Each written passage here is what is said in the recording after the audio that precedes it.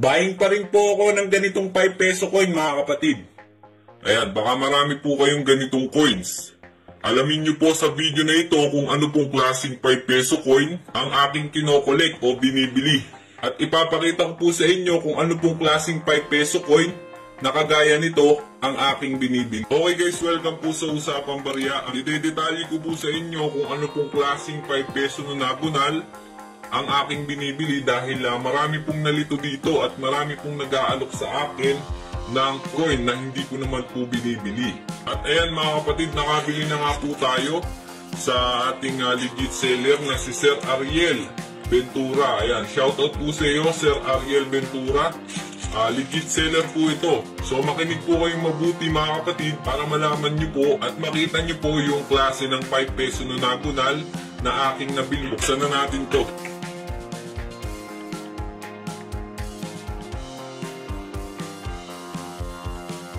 Marami po kasing nag-aalok sa akin talaga ng common coins at hindi po nila inuunawa yung bawat video na ating tinatalakay tungkol sa mga barya na aking binibili. So ayan guys.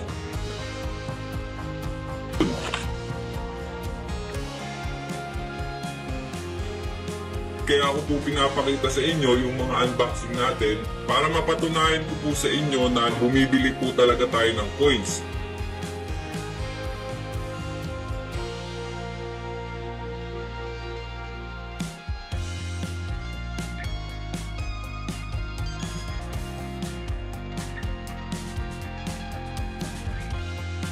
At ito na siya mga kapatid.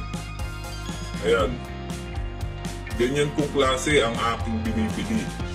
So ito po yung error coins na tinatawag.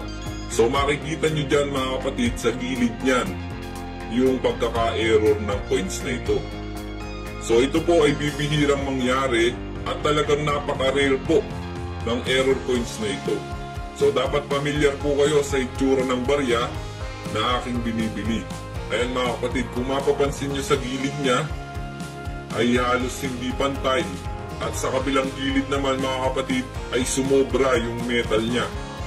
So ganyang klase po yung aking kinokolek na 5 peso na nagunal. So sana malinaw na po sa inyo mga kapatid yung ating binibiling coins patungkol dito sa nagunal coin na ito. Kikita nyo sa likod niyan mga kapatid na talagang hindi siya pantay. Ayan. Hindi talaga siya pantay at manipis yung kabila ay makapal. At may sobrang metal dito sa may bandang gilid. So pansinin nyo lagi yung mga barya nyo mga kapatid. At baka mamaya ay makakita po kayo ng mga ganitong coins. So kaya ako po sinishare sa inyo mga kapatid para at least yung mga wala pong idea sa mga ganitong coins. So sana malinaw sa inyo mga kapatid ang tinalakay natin patungkol dito sa 5 peso coin na nagunal na error coins. Okay muli, nagpapasalamat po ako sa legit seller natin na si Ariel Ventura. Ayan mga kapatid, papakita ko sa inyo mga kapatid dahil ang dami pong nagsasabi na hindi po talaga tayo binibili. Ayan mga kapatid, pinapakita ko po yan sa inyo at least mapatunayan ko po sa inyo na legit collector po tayo. So maraming salamat po mga kapatid at sana po ay mabentahan nyo pa ako ng mga ganitong klaseng error coins. So guys, para po sa nag-aalok sa akin ng mga commemorative coins, ayan, ng mga ganitong commemorative coins, hindi po ako bayan yan mga kapatid. Nakabili na po tayo niyan ng mga nakaraan, 50 pieces po ang nabili natin kaya hindi po ako bayan nito. Ang binibili ko pa po ay yung 2005. Ayan mga kapatid, 2005. Baka makakita po kayo ng mga ganitong coins sa tindahan nyo mga kapatid. 1 piso 2005. Yan po yung aking binibili.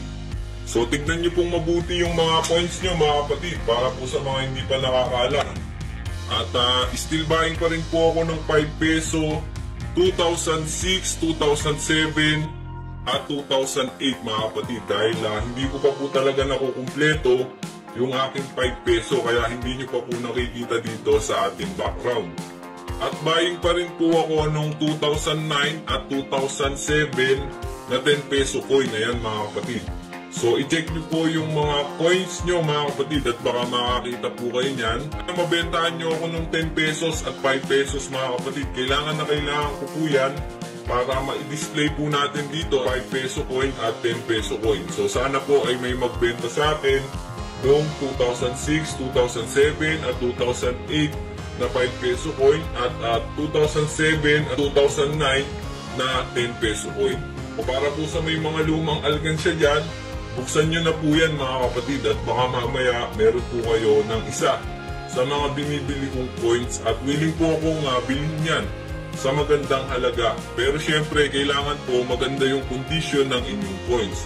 Kapag hindi na po nababasa or marami na pong gasgas, hindi na po ganun kalaki ang halaga o collector value niyan mga kapatid. Tandaan nyo po mga kapatid na nakadepende pa rin po kami sa condition ng barya. So yun lamang po mga kapatid, maraming salamat po at sana po nagustuhan nyo po yung ating tinalakay patungkol po dito sa 5 peso coin, nonagonal na error coins. Ayan mga kapatid, kitang-kita nyo naman na error coins po talaga siya. At ganyan po yung klase ng coins na aking kinokolekt. So kung hindi pa po kayo nakasubscribe mga kapatid sa ating YouTube channel, ay huwag na huwag nyo po kakalimutan mag-subscribe. Ayan, at i-click nyo po yung notification bell para updated po kayo lagi sa ating kinokolekt na coins. At sa mga susunod natin video ay magbubukas po ulit tayo ng mga coins na ating binili. So maraming salamat po sa lahat ng sumusuporta dito sa Usapang Barya at sa Facebook page natin. Ayan. So muli mga kapatid, maraming salamat po sa mga kapatid kong kolektor at sa mga OFW na laging nakasuporta dito sa Usapang Barya. Ayan, shoutout po kay Sir Joey Villanueva.